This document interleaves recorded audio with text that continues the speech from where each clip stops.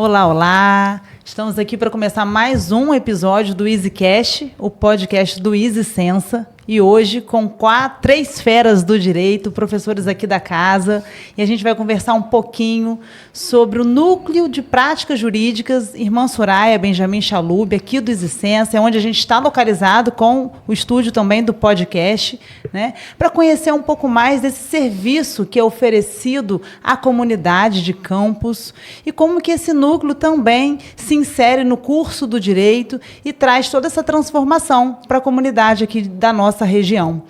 A gente vai aprender um pouquinho como que professor, aluno e a comunidade que é assistida por serviços oferecidos aqui de forma gratuita, né, à população hipossuficiente. Quais são alguns casos de sucesso aqui do nosso núcleo? Quais são esses cases que já foram implementados? A gente já tem números muito bacanas que já podem ser compartilhados. E para você também que não conhecia o núcleo e quer conhecer um pouco mais dessa história, do que está sendo construído aqui dentro, fica aqui com a gente, que a gente vai bater um papo muito legal com o professor José Carlos, do Direito Civil, professora Patrícia, do Direito das Famílias, e com o doutor Velbert também, com Direito do Trabalho. Sim. Então, deem aí boa-vinda para o pessoal. Olá, olá, olá. Olá. Pessoal, boa tarde. Isso aí, vamos lá. Estamos aqui, boa tarde, vamos começar aí. Vamos lá, Rafael. Vamos lá. Manda as perguntas. Aqui depois a Rafaela falar pra gente. Manda as perguntas que a gente vai respondendo. Vamos lá. Então, gente, assim, eu expliquei um pouquinho o que é o Núcleo de Práticas Jurídicas, mas vocês, né, que estão aqui à frente, dia a dia, vivendo isso, né, na realidade acadêmica, junto com os alunos e também com os professores e com essa comunidade sendo assistida, o que é, de fato, o NPJ? Como é que vocês se inserem aqui nessa jornada? O NPJ ele tem duas grandes vertentes importantes. A primeira é acadêmica, porque aqui no NPJ o aluno ele aplica aquilo que ele aprende em sala de aula. Então, todo o direito material que ele aprende na sala de aula, ele aplica, ele vê e aplica aqui. Processualmente falando, né, e no dia a dia com as situações que surgem aqui no Núcleo de Prática Jurídica. E o outro é o atendimento à comunidade, à sociedade como um todo, né, de fazer esse atendimento gratuito, de forma gratuita, em prol da sociedade, que também é um serviço prestado à comunidade, né? Então, para mim, os dois fatos são essenciais para o curso de Direito, né? E aqui a gente vê, né, de todos os casos, o carro-chefe é direito de família, né? Porque é o que tem mais frequência, né, de ocorrências, né? Mas também o civil tem bastante e o direito de trabalho também, né? O Velbas tem bastante histórias nisso aí. Então, acho que é basicamente isso. E esses alunos, eles participam desses dois momentos, né, desse serviço oferecido à comunidade também como com a questão acadêmica? Participam. A gente tem um plantão, né, que a gente tem um atendimento ao público, né, que é às quintas-feiras. Então, a gente faz um rodízio entre os professores nesse plantão. A gente atende, a Elisa ali na frente marca a agenda e a gente vai fazendo os atendimentos. E esses atendimentos são feitos com os alunos. Eles também têm uma escala dos alunos que precisam vir no plantão naquele dia e eles fazem os atendimentos juntos. Então, eles acompanham o atendimento e as peças processuais, normalmente dos atendimentos que foram feitos aqui, né? Sim. É bacana, só complementando, que quem coloca a mão na massa realmente é o aluno, né? Porque é ele que preenche a ficha de atendimento, né? Isso. E a gente tem o costume de sempre, após um atendimento, de fazer uma conferência, uma retrospectiva. O que vocês acharam do caso? Acham que a ação ela é viável? Acham que ela tem viabilidade? Você acha que esse direito é um bom direito? A gente conversa sempre assim, para a gente também ter o feedback deles sobre aquela experiência. Para muitos é a primeira vez, né? Alguns já vêm de experiências anteriores de estágio, mas para muitos é a primeira vez. E a gente tem aquela sensação, assim, a pessoa está formando e está aprendendo uma profissão. Ela não sai só com conhecimento, né? É como se você desse um curso para um padeiro e ele saísse sem saber fazer um pão. Então, não faz sentido. Então, a gente aqui quer que o aluno aprenda isso, que ele chegue aqui, domine a técnica, ele já vem para cá no 8º período, então ele já passou pelos períodos iniciais, ele tem um bom conhecimento, e aqui ele tem contato com os professores de áreas específicas, né? Muitos têm mais afinidade com família, outros com civil, outros com criminal, outros com trabalho, e aqui eles veem na prática como esse direito vai se materializando, entendeu? Então isso é muito bacana. A gente tem, com certeza, assim, uma consciência de que os alunos que submeteram esse crivo, nesses 2 anos de prática, eles vão saber operar o direito, se eles passarem no AB, né, começarem a trabalhar, eles já vão estar preparados para iniciar a carreira deles. Né? Legal. Existe um tempo mínimo, assim, que ele fica aqui cumprindo essa carga horária para ele poder adquirir essa experiência? Não, tanto faz. Primeiro, só complementando a fala de Velbert, o primeiro contato que eles têm com a prática é a civil. Obrigatoriamente, eles têm que passar pela civil, é a primeira. Então, a primeira vez é com o Zé Carlos. Depois, esse é o diferencial também aqui do ISE, porque eles podem escolher depois o que é que eles querem acompanhar. Então, eu quero me especializar mais em direito da família, eu quero trabalhista, eu quero continuar na civil, e aí eles podem escolher, eu quero ir para o penal. O professor Antônio Neto não está aqui, porque a gente não atende no núcleo criminal, mas ele trabalha junto com os alunos sobre casos práticos, leva nas penitenciárias. Então, assim, ele não está aqui por isso, mas também tem aqui a parte prática de penal. A pergunta foi o quê? Repete, Rafa. Na verdade, a gente está comentando um pouquinho desse início, né, desse aluno inserido aqui dentro do NPJ, né? O tempo que ele fica aqui. Isso aí, a carga horária que ele pode cumprir, se existe um tempo mínimo, se não existe. Tem. Os plantões acontecem de 13 às 15 horas na quinta-feira, então eles são obrigados a ficarem aqui nesse período. E a aula prática são 3 horas de aula prática. A minha, por exemplo, na quarta, começa às 15 e vai até às 18. Cada um aqui tem um horário. Daqui a pouquinho você vai estar entrando em aula, daqui né? a pouquinho eu estou entrando em aula. Por que a prática civil vai primeiro? Quando começou, né, eu tive a honra de começar a ser o primeiro professor daqui. Então, coube a mim a trazer para esse aluno a parte processual, que serve tanto à família quanto a trabalhista, porque a petição, a estrutura da petição, né, o corpo da petição é um só, né, endereçamento, aqueles partes, documentos iniciais também, a procuração, documentos, procuração. Sabendo, então, assim, eles até já pegam o aluno já pronto, porque a bola já rolando. Um pouco mais encaminhado. Já encaminhado, porque pelo menos essa parte básica ele já passou e já sabe. Então tem isso, né? Tem a parte acadêmica, que tem que cumprir essas peças processuais que a gente faz ali na sala de aula com os computadores, que eles metem a mão na massa mesmo. Eles redigem, eles digitam, eles têm que identificar a ação. Isso é muito importante, porque às vezes o aluno chega aqui no atendimento, né, achando que para o caso de Patrícia, por exemplo, da área de Patrícia, que achando que é uma execução de alimentos e, na verdade, é um pedido de alimentos. Na verdade, tive caso aqui assim, não tem alimentos ainda, de quer executar o alimento, não quero cobrar dele, não, ele não está condenado ainda a pagar. Então, primeiro a gente tem que pedir os alimentos. Então, é bem assim, identificar a ação, né? E, por isso, eles precisam fazer esse plantão, que é semanal, de 2 horas semanais. Toda quinta-feira tem atendimento ao público aqui. Até para eles terem contato com o atendimento. Como que você recebe o assistido? Né? Então, ou seja, como você vai receber o seu cliente?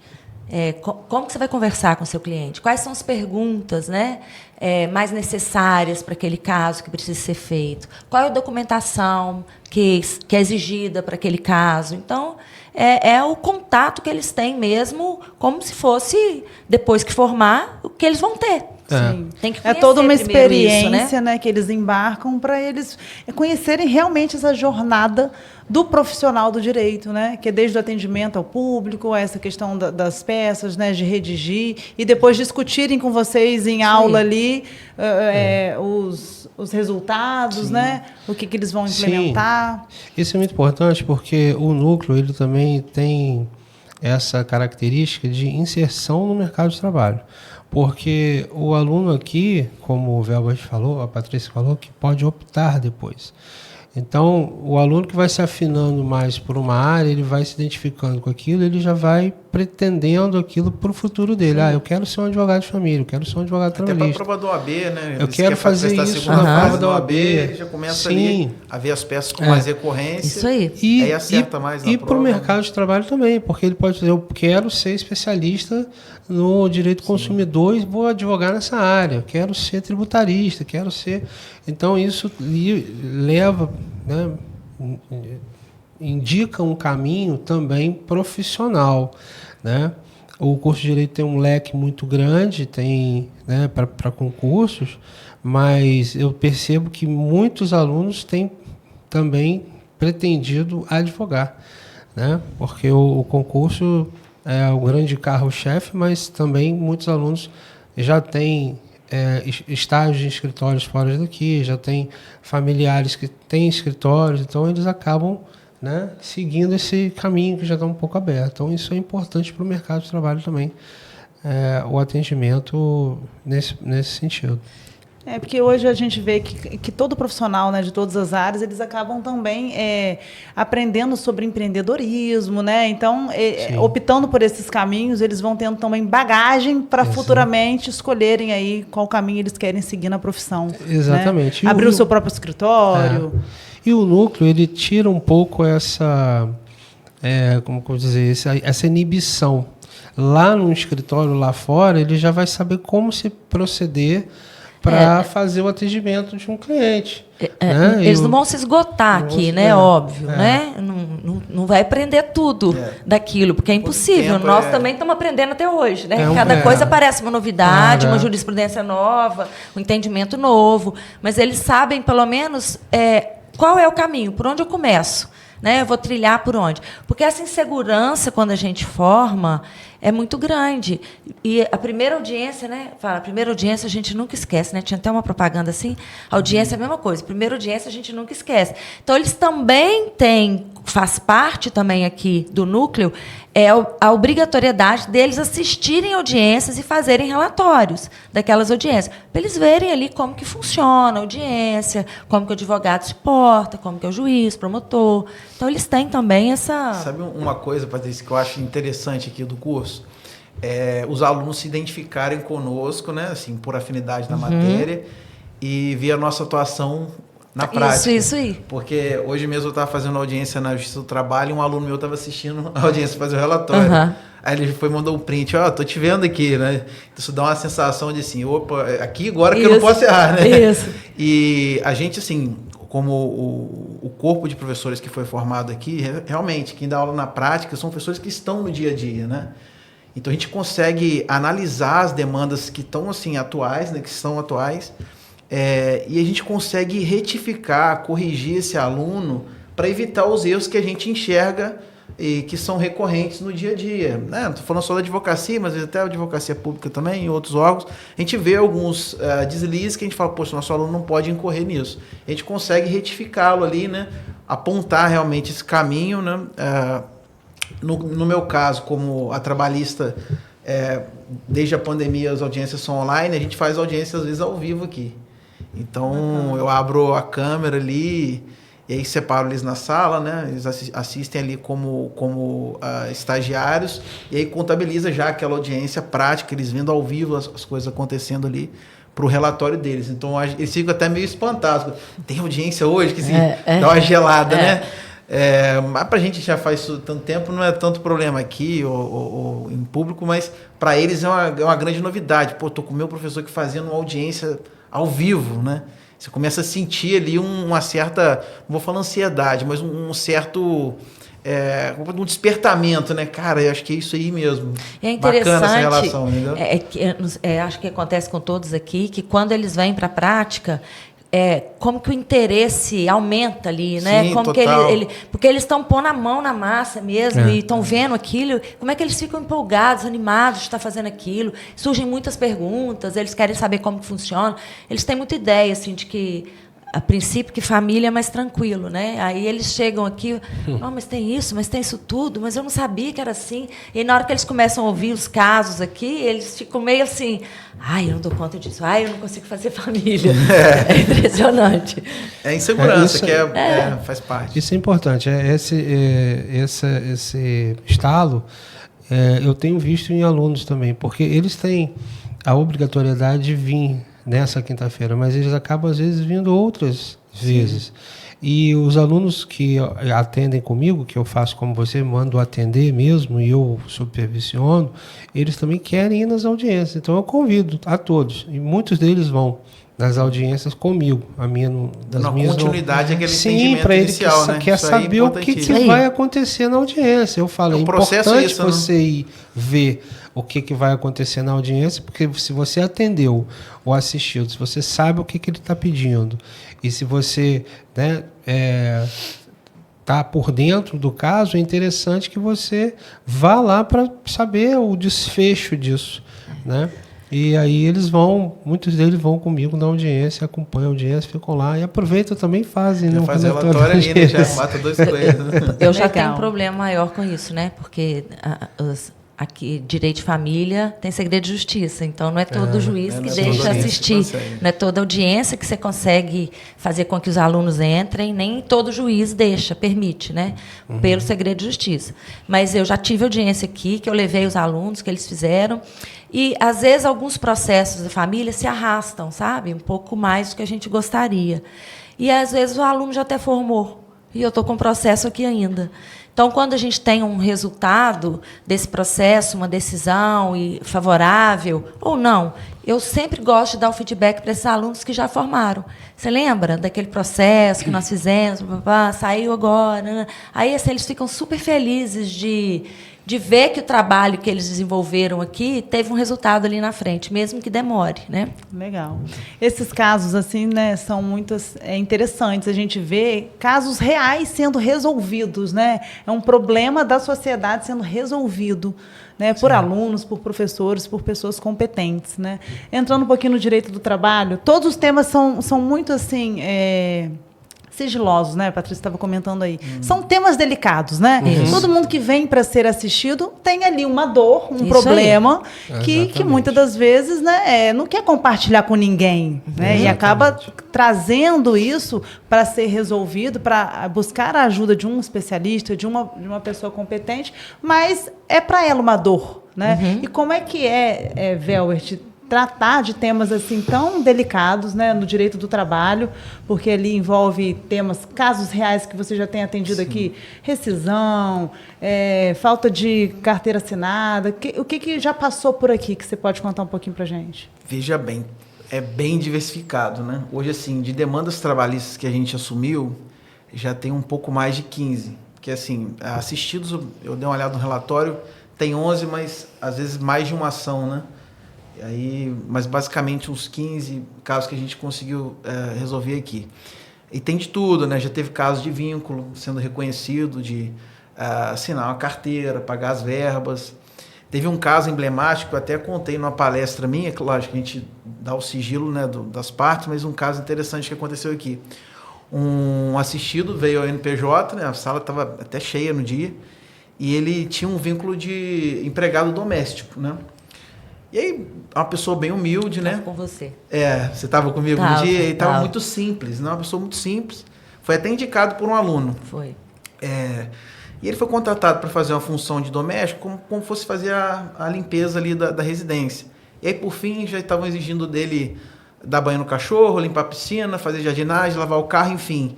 A empregadora colocou uma lista de tarefas na geladeira da casa, uma lista bem grande, a gente juntou isso no processo, e o que mais me chamou a atenção foi o comentário. Ela falou com ele assim, você sempre tem que ser acionado, porque você não é ariano. Ele achou que estava falando do signo dele, não sei se o Patrícia lembra disso. E ariano está falando da raça dele, né? Então, isso, quando você está aqui no núcleo, vê uma pessoa chegando que não tem a compreensão da história, né, do que foi, por exemplo, o Holocausto, ele pegar e falar uma coisa dessa, meu pregador falou que eu não sou ariano, que eu não sei o quê. Ele achou que está falando do signo de Ares, nada a ver, é uma questão hiper complexa. Sim. E aí a gente litigou em favor desse rapaz, a gente conseguiu receber a rescisão dele, a rescisão indireta do contrato. Fizemos um acordo, né, para receber os danos morais e meio que, lógico, não tem como você indenizar todo o sofrimento que a pessoa tem com esse tipo de situação, mas pelo menos compensar de alguma forma essa lesão moral com uma questão tão grave, né? Uma questão que remonta lá na Segunda Guerra, a gente sabe toda a história, e que vem parar aqui. Não são casos desse tipo, né? E são muitos, né? Depois, se eu tiver a oportunidade de falar mais algum, eu conto. Tem alguns que são mais divertidos, né? Passar a bola para os outros. Você teve aquele que ele falou que o amigo queria... Posso contar? Essa você estava comigo também. Gente, assim, por isso que a assistência jurídica ela é muito importante. As pessoas, antes de assinar um contrato, e a gente ensina isso para os alunos, procurem um parecer, né? Um parecer de um profissional. Porque o assistido teve aqui, Patrícia estava comigo no atendimento, ele narrou o caso seguinte. Ele emprestou um dinheiro para uma determinada pessoa e a pessoa deveria lhe pagar num certo prazo. Só que ele não tinha garantia de que ele receberia.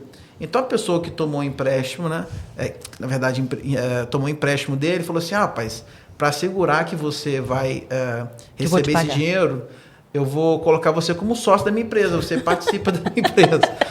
Aí eu falei, mas quem te falou isso? Para você fazer isso? Não, que ele tinha uma empresa assim, assado e tal. Aí ele tinha um caso que ele queria discutir, eu falei...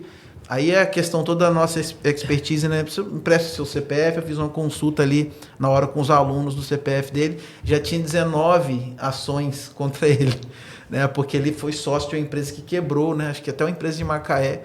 Então, não era o perfil nosso aqui do NPJ, a gente fez o atendimento. Sim. Essa é uma questão importante também. Às vezes a gente não assume o caso porque não é o nosso perfil, mas a gente dá consultoria, dá assessoria, indica para um profissional. Não é o caso de defensoria, porque não tem na Justiça do Trabalho, mas o caso dele já tinha 19 demandas que ele estava respondendo como pessoa física, porque se considera a personalidade jurídica, uma questão mais técnica. Mas, enfim, ele assumiu uma dívida muito maior do que aquela que a pessoa tinha para com ele, por falta de um esclarecimento, né? Um atendimento com o advogado, uma consulta antes.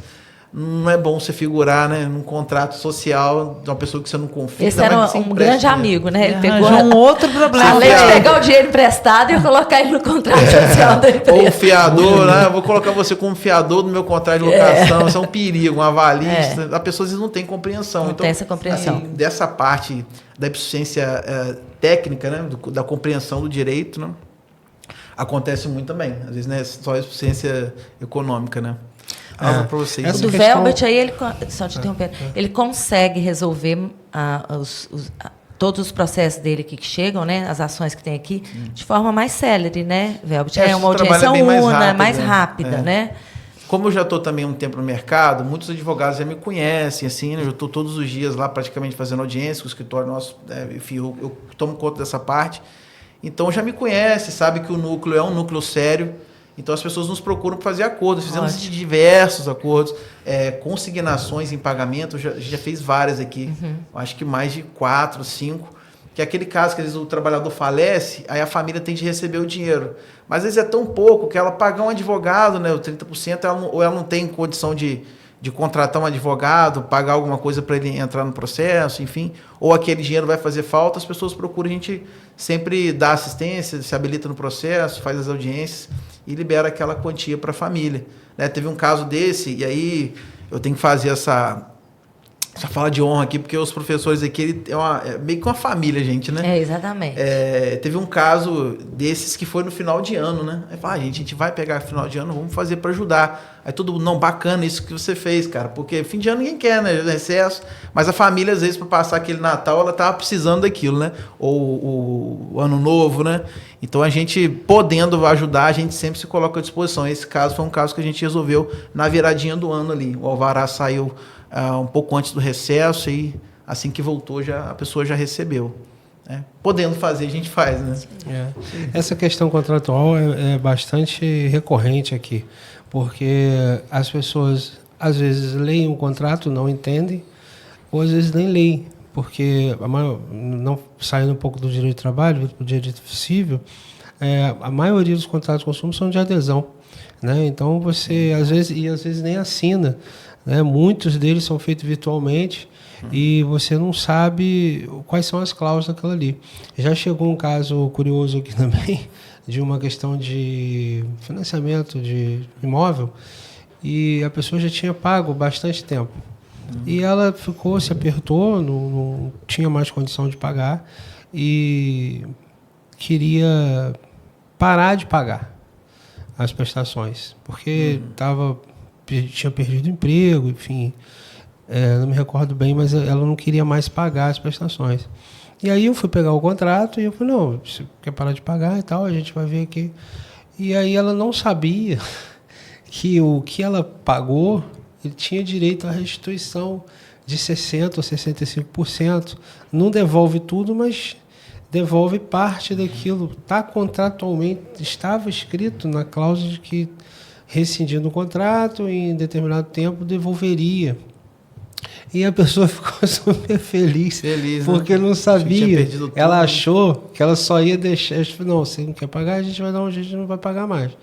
Mas aí você vai receber, também vou receber. Eu falei, você vai receber. Ela ficou super feliz que não sabia que tinha direito a receber. Então é isso, é muito disso. A gente faz o assistido vem aqui muitas vezes porque, como ele é hipossuficiente também nessa área, ele não tem a condição técnica, a clareza de saber que aquilo ali o que está escrito ali exatamente para ele, né? E isso quando está escrito, porque muitas vezes, né, o contrato às vezes nem está escrito, né? Foi o caso que eu falei da senhora que trocou de plano de telefonia através de uma ligação. Ligaram para ela oferecendo um plano. Ela já pagava um plano que era internet e telefone. E aí ofereceram uma internet mais barata para ela e ela entendeu que seria internet e telefone. Lá na frente ela ficou com duas contas, ficou com uma de internet e uma de telefone. E aí ela quis rescindir um dos contratos, rescindir um novo plano e voltar para o anterior. E aí, como ela fez um novo plano, tem uma fidelidade que tem que ficar 12 meses, se sair, são pesadas, tem que pagar uma multa.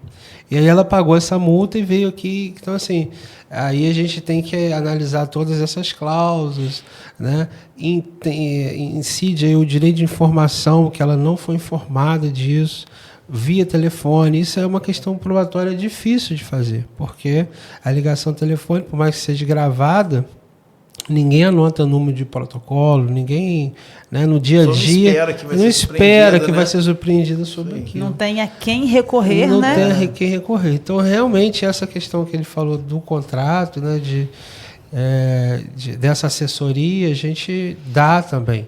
Né? Quantos casos vocês já atenderam aqui? Estão praticamente todos ligados na área de direito civil a contratos? Tem algum outro caso? Não, assim? Aqui nós temos, para o civil, nós temos de ação de inventário até direito do consumidor. A gente tem aqui, já consegui um alvará de recebimento de dinheiro de falecido. Já temos ações, tem muita liminar, né? Chegou a fazer algum inventário aqui? Tem dois. Dois inventários. Que é um processo que, em regra, demora que é um processo dificílimo, porque quando chega numa fase, né, de cálculo de TD, de avaliação, isso aí é a hora que o inventário emperra. Trava, né? Porque é a hora que tem que pagar o Estado e às vezes a pessoa não tem condição. Não tem condição. E nós temos liminares aqui, né? Já conseguimos bastante liminares aqui de pessoas que vêm, né, com direito que não pode, que é urgente, que não pode perder tempo. Atendeu e tem que fazer logo, porque está na iminência de cortar uma luz, de cortar a energia, de cortar a água, de cortar o gás, né? E a gente tem conseguido aqui, né? Nós temos hoje, no civil, nós temos 12 ações distribuídas e temos 9 para distribuir agora. Até o final desse semestre. Legal. Eu tenho uma curiosidade, assim, o aluno, ele entra em que momento? Vocês já contaram um pouquinho ali, né, que ele passa por todo esse atendimento, mas como que é essa realidade? Desde o momento que o assistido chega aqui, até vocês fazerem essa questão do documento, de documentar tudo isso, né, que ele tem que trazer como provas, até o resultado final, assim, de todo esse processo. Esse é um ponto importante que você falou, a questão das provas. Eu sempre oriento os alunos aqui, quando faz o atendimento, de vincular tudo aquilo que está sendo dito pela parte, vinculando com as provas que a gente tem para produzir, né? Porque tudo aquilo que a gente alega, a gente tem que provar. Então, para o aluno, fazendo o atendimento, a parte muitas vezes traz provas, todas elas, às vezes, as que tem, mas muitas vezes não traz os documentos, porque vem aqui, né, traz às vezes só mal a carteira de identidade. Então, a gente remarca um segundo encontro, né, um segundo plantão, para ele trazer esses documentos e assinar os documentos. O aluno não é obrigado a fazer a petição, a procuração no dia. Às vezes não dá tempo. Iniciais, ele que faz, procuração, hipossuficiência. Sim, procuração e hipossuficiência ele que faz. Ele já digita. Inicial também eles costumam fazer? Inicial eles fazem. No seu caso lá, fazem não, os alunos da prática 2 já fazem inicial tranquilamente, como eu te falei. Né? A prática 2 já Eles passou. entram comigo já com a prática civil, então também fazem. Mas no plantão eu tenho aluno de prática 2 e tenho prática 2 civil também. Então esses alunos da prática 2, eu aproveito para colocá-los nos casos reais, entendeu? Porque aí os alunos que estão vindo da prática 1, do 7º período, que ainda não peticionaram, eles estão ainda no acadêmico ali fazendo as petições iniciais, as contestações, os agravos, os embargos, os recursos. Eles estão aprendendo a digitar, a fazer, identificar quando que cabe, qual o prazo. Os alunos da prática 2, eles já passaram por isso. Então, agora você já pode peticionar. Então, vamos pegar uma ação aqui, vamos fazer comigo essa ação. Então, é aí que eles entram. Na minha prática, o aluno que está na prática 2, né, fazendo comigo pela segunda vez, optaram por fazer a civil, eu aproveito esse aluno para ele fazer a ação junto comigo. E aí eu fico em cima dele para ele continuar, né, a dar prosseguimento, né? Inclusive até fazer o andamento processual, trazer para mim se aconteceu alguma coisa, vai lá, olha, ensino a ver no sistema como, né, que pesquisa para ver qual é o último andamento para trazer para cá, né? E aí numa dessas a gente sabe o que precisa fazer, né? Às vezes tem uma produção de prova, às vezes tem uma audiência marcada, às vezes tem, por mais que a gente receba uma publicação fazendo isso, o aluno também participa dessa evolução do processo. E isso é muito importante para ele. Conversar um pouquinho agora com Patrícia, né? Direito das famílias. É pesado. Quanto que eu tenho? Hoje nós estamos com 24 ações distribuídas aqui. Você já até contou algumas previamente comigo que, assim, alguns casos até da comunidade do Existência já foram resolvidos, né? Casos aqui de dentro resolvidos, né? Na verdade, eu sempre tento, né, por ser mediadora, no que vem de litígio, tentar converter para consensual. Né? Então, eu tenho feito isso aqui, de telefonar mesmo para a advogada da outra parte ou para outra parte que não tem advogado. Inclusive, a gente já teve aqui uma execução de alimentos, né, com pedido de prisão, que a gente conseguiu fazer acordo, né, para pagar parcelado, que não é tão fácil, né, a outra parte aceitar. Então, a gente tem vários casos. Aqui a gente começou, foi em 2024? Ou 23 os atendimentos? Eu comecei em 23. Fiquei na dúvida. Então, eu também comecei em 23. Nós começamos dia 23, em 2023. O meu primeiro caso aqui, em 2023, foi um pedido de paternidade socioafetiva de um funcionário aqui do Sensa. Ele já está com a mãe da filha, hoje filha, desde quando ela estava grávida, Então, a menina o considera pai, o considerava pai. Apesar dela ter o pai biológico, ela conviver com o pai biológico, ela até no relatório da psicóloga, ela fala, ela é até bem madura assim, para a idade, ela tem 13 anos, ela fala, eu tenho 2 pais, eu considero 50% de cada um. Então, ela desejava ter o sobrenome desse pai e ele desejava adotá-la como filha. Então, eram para todos, né? Para ele, para a criança e para a mãe. Então, a gente entrou com esse pedido de paternidade socioafetiva. É um pedido que demorou muito, porque a gente começou em 2023. E aí é uma questão... tem que intimar o pai, aí faz estudo psicossocial. Então, assim, demora. E saiu agora, mês passado, a decisão reconhecendo a socioafetividade. E acho que a certidão, se eu não me engano, saiu hoje, porque eu vi lá que já teve um movimento, para ele poder conseguir averbar agora, né, na certidão de nascimento dela, o nome dele como pai. Então, a gente chama para conversar, porque tem que ser uma paternidade responsável, né? Você tem que entender que você não tem como voltar atrás nisso. É uma decisão para a vida inteira, né? A gente sabe que, às vezes, as relações se dissolvem, e se, por acaso, isso acontecer um dia, que a gente não espera, com esse casal, a menina vai continuar sendo filha dele. Está lá registrada como filha, e filha é. Eu não tenho como desistir da filha, eu tenho como desistir do casamento. Né? Mas da filha eu não tenho como mais desistir. Então, a gente conversa bem. O estudo psicossocial é exatamente para isso também, né? Para ter um psicólogo, para ver esse entendimento dessa família em relação a isso. A gente teve um outro aqui, que eu acho assim... A gente trabalha muito com dor, né? Assim, o direito das famílias trabalha muito com dores. Ninguém vem aqui feliz, né? Se você está procurando, para vocês também, né? Se a gente está procurando a ajuda da justiça para alguma coisa, é porque alguma coisa está muito ruim para a gente, né? Principalmente se isso está em litígio. Então, eu tive um aqui que foi um caso de um pedido de execução de alimentos, muito pesado, assim, porque nesse processo tinham 2 pedidos de DNA. Então, foi feito um exame de DNA, 99,9% ele é o pai. Não satisfeito, pediu outro exame de DNA, 99,9% ele é o pai. E tinha 7 anos que ele não pagava alimentos. E 7 anos que a criança tinha, e 7 anos que ele não viu o filho. Ele nunca viu a criança. Então, a mãe chega aqui...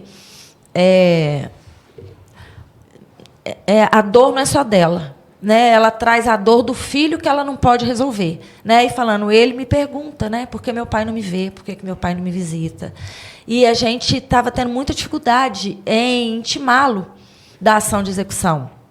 E ela falava assim, eu descobri que ele morava, só para vocês verem assim, como que a gente também tem que ser um pouco de detetive, né? Detetive, psicólogo, tem que né? ser um pouco de detetive. Ela falou, ele está morando no meu bairro. Eu falei, então você precisa descobrir onde que ele está morando. E a gente precisa do endereço dele. Então, assim, ela fez, descobriu, me passou, o oficial de justiça esteve lá, o vizinho falou assim, ele não mora aqui, ele mora em Macaé, mas ele morava lá. Ela falou assim, não, mas ele mora. Eu falei, então você vai ficar escondida, atrás de uma árvore. Você está quase lembrando aquele programa de televisão de tarde que tipo passa isso. Casos de Família. Eu falei, você tem que me ajudar a te ajudar. Você tem que ajudar o oficial de justiça a te ajudar. Se ele mora lá, você vai arrumar um jeito de fazer uma foto dele entrando em casa. Assim ela fez. Aí a gente peticiona no processo, falando, ele mora, ele reside, aí ele entrando em casa. Eu fiz até um círculo, assim, bem amarelo do portão. É o local certo, né? Com a seta, assim, exatamente. E aí a gente conseguiu intimar e ele pagou, né? Conseguiu pagar. E agora ele está pagando... Regularmente, né? Regularmente, e eu falei, e aí a gente avisa, olha, não deixa juntar como juntou, por quê? Ela não vai receber esses 7 anos. Né? Então, o que a lei fala? Né? Para prisão, você só pode cobrar os 3 últimos meses, e para expropriação, os 2 últimos anos. Então, se ele ficou 8 anos sem pagar, ela não vai receber os 8 anos, mesmo que já tenha uma sentença determinando, né, aquele valor. Então, a expropriação só se ele tiver patrimônio. Se ele não tiver patrimônio, não tiver nada... Pode prender, né? não vai poder prender, né? Que é a prisão só pelos 3 últimos meses. E se prendeu também, não pagou, não pode prender de novo pela mesma dívida. Então, você tem que agir rápido. Né? Então, eu falei, não deixa juntar. Se por acaso ele parar de pagar, nos procura novamente. Né? Um caso como esse, ele se desvenda, assim, né? Ele termina em mais ou menos quanto tempo, Patrícia? Desde o momento que você inicia, pega e você consegue Esse foi finalizar. difícil. Foi difícil por causa dessa questão de a gente não localizá-lo. Esse demorou 1 ano e meio. Na hora que saiu, ela ligou para mim chorando. Mas chorando, na hora que ela conseguiu o alvará e o dinheiro entrou na conta direitinho. E aí ela teve aqui no núcleo, inclusive, trouxe uma caixa de bombom para mim, trouxe um vasinho de flor. Né? Mas você vê o nível da importância disso. Eu falo muito isso com os alunos quando estão atendendo família. A gente tem que ter uma escuta muito empática. Muito acolhedora, né? Porque nem sempre aquilo que tem valor para aquela pessoa tem para você. Né? Eu até dou na aula, a gente estuda a pirâmide de Maslow, e eu falo das necessidades humanas, e eu falo que nós não estamos no mesmo degrau da pirâmide. Né? As pessoas não estão no mesmo degrau da pirâmide. Às vezes a pessoa vem aqui e está querendo um botijão de gás. Né, que ele aumente os alimentos para pagar um botijão de gás. E a pessoa fala, mas está brigando por um botijão de gás? Para mim, um botijão de gás é pouco. Para ela, um botijão de gás é muito.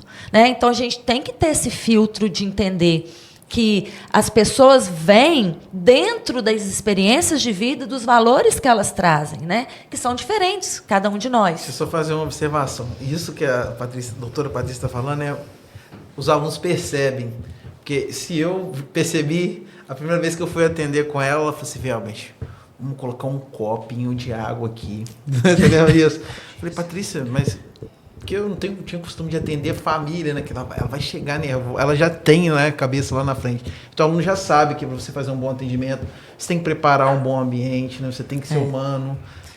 Eles essa choram, gentileza, né? Então, assim, de deixar uma água ali se a pessoa estiver nervosa, de repente está emocionada. Esse cuidado, né? A doutora Patrícia me ensinou e eu acredito que os alunos ensinei nada, as outras pessoas. Outro dia você atendeu uma aqui, eu estava com você e ela chorou ao fim do atendimento com você. Sim, eu né? lembro. Porque a pressão estava tão grande em cima dela, que era questão trabalhista e tudo. Dívida, então, assim, eles choram mesmo. Vem aqui quando começa a falar. Às vezes eu puxo alguma coisa, entendeu? Assim, vou puxando para poder entender aquilo. E aí você vê que a pessoa traz a realidade para a gente. Porque a gente ensina isso na mediação e a gente aprende quando faz a mediação que os conflitos, eles não são em virtude das posições. Eles acontecem em virtude dos interesses. E os interesses, normalmente, eles não estão latentes. Né? Principalmente no direito das famílias. Às vezes, aquele litígio ele está como litígio por vingança. Aquele litígio está como litígio por uma traição, por uma dor de uma traição, por uma falta de reconhecimento. Então, é isso que a gente chama de interesse. Então, a gente tem que entender primeiro, né, o que é tão importante para aquela pessoa. Não é o que ela quer, é por que ela quer aquilo. Né? Por que aquilo é tão importante? Então, eu já tive curatela aqui, que eu não consegui levar adiante, porque o marido da pretensa curadora não aceitou. Porque se ela é casada, ele tem que pegar a assinatura do marido, o juiz vai perguntar se ele concorda, porque é uma responsabilidade muito grande você ser curador de alguém. Então, ela não voltou e eu liguei e falei, por que você não trouxe os documentos? Não, porque meu marido não quer que eu seja curadora da minha mãe. Né? Então, eu tenho outros irmãos, aí nós estamos tentando entrar em acordo para ver quem vai ser. Então, às vezes, a gente não consegue levar adiante, né, em virtude de problemas que estão além, né, do que a gente pode resolver. Né? Não são tão aparentes. São muitos casos bonitos, né? E a gente Muita vê história, assim né? que é um resultado muito positivo para toda a comunidade, porque são pessoas que são ouvidas, né, que são assistidas, problemas que são resolvidos. A gente tem alunos que são assistidos por nós, né? Sim, a gente não fecha as portas, né? O aluno precisa, logicamente. Eu tenho alunos aqui que são assistidos por nós. Eu tento a todo tempo fazer essa mediação. por exemplo, o aluno com a exoneração, pedido de pai pedindo para exonerar os alimentos e o filho pedindo para majorar, para aumentar. Né? Então, você vê que existe uma relação ruidosa, né, entre esse pai e esse filho. Né? E a gente não quer isso, né? A gente quer que haja um entendimento aí. Então, nesse, particularmente, ele estava pela defensoria com o pedido de majoração e estava com a gente, pelo núcleo, pela exoneração. Aí eu pedi, no processo, eu vou falar legalmente para quem não entende, para que o juiz juntasse os dois processos, né? A gente chama de conexão. Por haver uma conexão nesses dois processos, porque para que não aumentasse ainda mais o litígio, né? O conflito entre pai e filho, para que isso não escalasse, porque você vai para uma audiência para pedir para tirar os alimentos, aí você vai para outra para pedir para aumentar os alimentos. Na hora que você vai para majorar, não, mas já exonerou ali. E aí a gente conseguiu a conexão desses dois processos, e foi bom porque as provas foram usadas, né, no outro de majoração, porque eu pedi quebra de sigilo bancário, o juiz deferiu no de exoneração, e essas provas puderam ser usadas para o de majoração. Então, nós estamos aguardando aí a sentença ainda que não saiu. A decisão. Legal. E isso em tão pouco tempo, né? Que a gente vê o NPJ tão novinho, acabou de nascer. Vocês falaram aí que a atuação de vocês começou em 2023, né? Isso, 2023. Um semestre por aí, né? Aí você me perguntou, alguns são mais rápidos, né? Então, você consegue, às vezes... o que eu tenho mais aqui? Tá? Então, eu vou te falar. Mais aqui é execução de alimentos. Então, alimentante. Pensão alimentícia? É execução dessa pensão. O que é isso? Já tem uma pensão determinada e o alimentante não está cumprindo determinado judicialmente. Ele não está pagando os alimentos. Não está pagando os alimentos. Então, o que mais tem aqui, para mim, de família, é execução de alimentos. Mas tem divórcio, já fiz divórcio litigioso, já fiz consensual, já fiz o alimentos provisórios, né, que é o primeiro pedido de alimentos, com liminar, que a gente pede liminarmente provisórios para pedido definitivo, exoneração, eu já consegui aqui também. Inclusive, liminar reduzindo até sair a audiência para decidir se exonera ou não. Então, gira mais em torno assim, de alimentos. Tá? Parece que, tem várias ações, 4, 5, eu terminei 4, tem 4 processos do CIV que já foram encerrados. Mas o núcleo é bem recente. Muito recente. Né? A gente pensando nesse lado, que parece pouco, mas está sendo progressivo. Porque, né, a gente começa lá engatinhando com 2, 1 atendimento, né, por semestre, e hoje a gente já tem uma lista progressiva de cada vez aumenta mais. E a indicação mesmo, né? Boca a boca, que eles vão falando. O processo não faz vai na judicialização, mas tem vários atendimentos, como a gente falou, que fica na consultoria. Também muitos não desencadeiam o processo. Por que, Rafaela, que eu tento sempre essa conciliação, né? Na verdade, a mediação. Porque eu dou aula disso aqui, né? É uma das minhas disciplinas, e essa disciplina é uma disciplina da grade curricular do ISE. Então, eu tenho que trazer para a prática aquilo que eu aplico em sala de aula. Né? E a gente entende que o melhor caminho para decidir os conflitos familiares... Hoje a gente tem muitos arranjos familiares, né? Por isso que a gente fala o direito das famílias. A gente não tem mais só a família matrimonial, né? A gente tem a família socioafetiva, a gente tem a família poliafetiva, né? Porque agora tem o poliamor. A gente tem a família multiespécie, né? Que é a pessoa e o animal. Então, assim, a gente tem vários arranjos familiares. Eles têm que entender que eles vão lidar com vários tipos de famílias, né? O atendimento de vários tipos de famílias. Então, eu trago sempre essa possibilidade da mediação, porque a mediação ela é voltada para quem vai ter relações futuras, vai continuar com aquele vínculo futuro. Então, eu estou separando, mas eu tenho filho. Né? Eu preciso ter, pelo menos, uma relação de diálogo respeitoso com aquela pessoa. A gente tem que lembrar que eu não escolhi aquela pessoa para casar brigado com ela. Eu encontrei alguma coisa boa naquela pessoa que me fez querer, né, me unir a ela. Então, assim, no caso dos divórcios, a gente sempre tenta fazer por conciliação, por mediação. o Antônio Neto, inclusive, atendeu uma vez uma pessoa aqui e falou comigo, porque Campos é pequeno, né? Assim, é grande e pequeno ao mesmo tempo, né? Todo mundo se conhece um pouco. Eu conheço a ex-mulher dele. É uma pessoa bacana. Liga para ela. Aí eu falei, então me dá o telefone aí que eu vou tentar. E aí liguei e a gente conversou e conseguimos resolver, sem precisar judicializar. Nós fizemos um termo de acordo entre eles. Eu queria apenas uma mudança no regime de convivência. Então, a gente conseguiu fazer sem precisar judicializar. Eu tive uma aqui, falando disso, foi um direito de vizinhança, um muro, por causa de um muro. Foi logo no início. Por causa de um muro que estava um palmo para lá, uma coisa tão pequena, que eu falei assim, não, eu vou notificar para tentar fazer um acordo. E sabe o que foi engraçado isso? Que eles vieram aqui, eram vizinhos, pessoas que se lidam ali todo dia, né? E bastou um pedido de desculpa aqui. Não, então você me desculpa e tal, você quer o quê? Quer fazer um muro? Aí o outro que dá... Não, deixa lá como tá. Pode deixar. Mas o que é isso que José Carlos falou? Interesse, não é posição. A posição é a metragem do muro.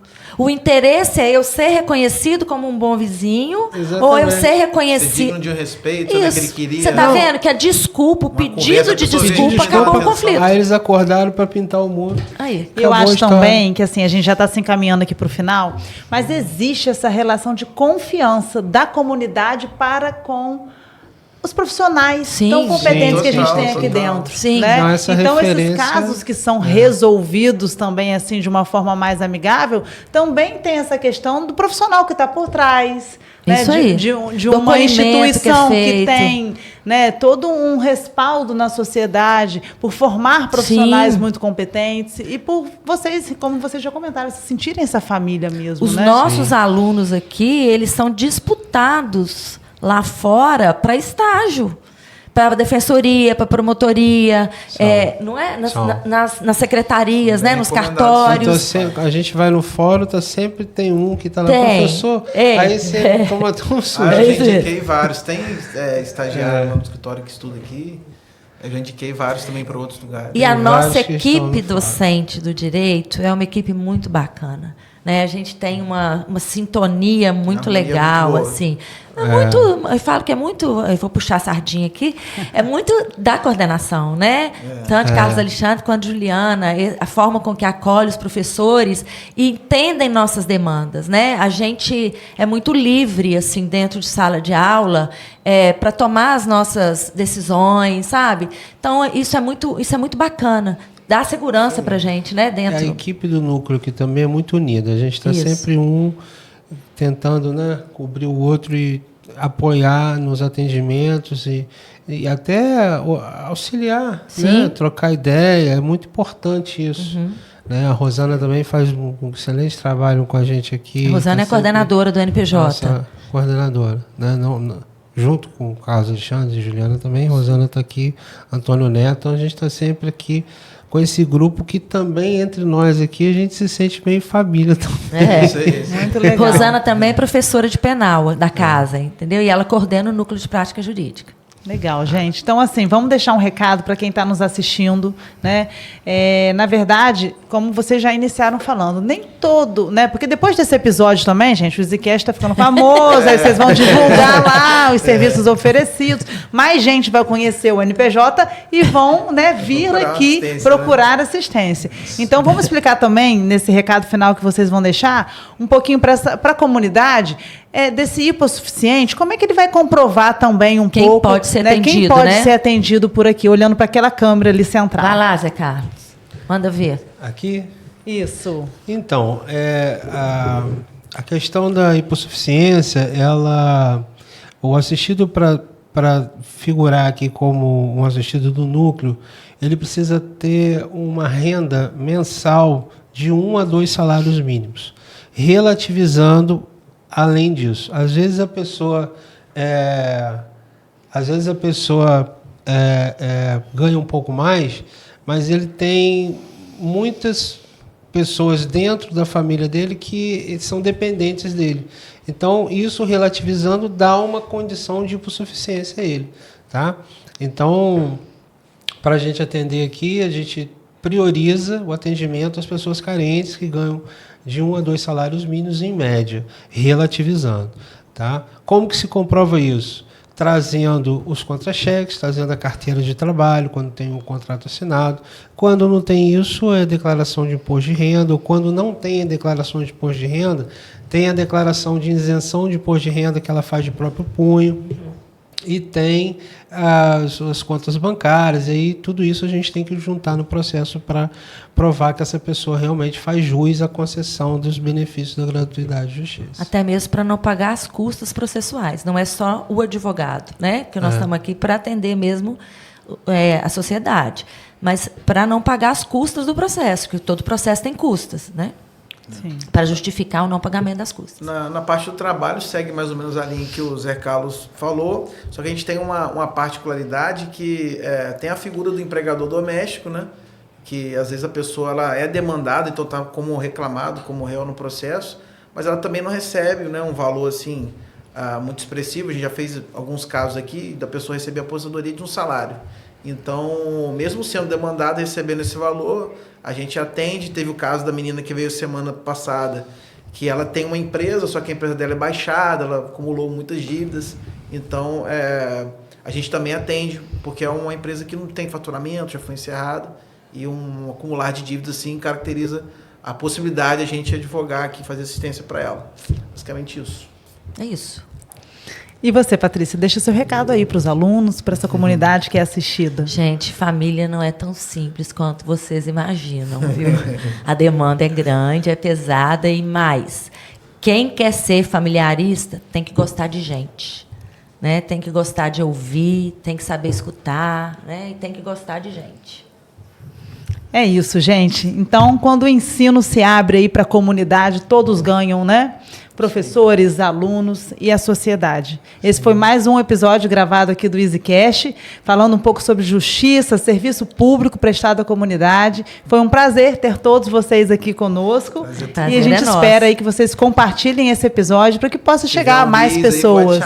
Prazer, vamos compartilhar. Vamos fazer outros. Foi muito bom. Obrigada. Obrigada a vocês. Um abraço a todos aí. Obrigada. Tchau, gente.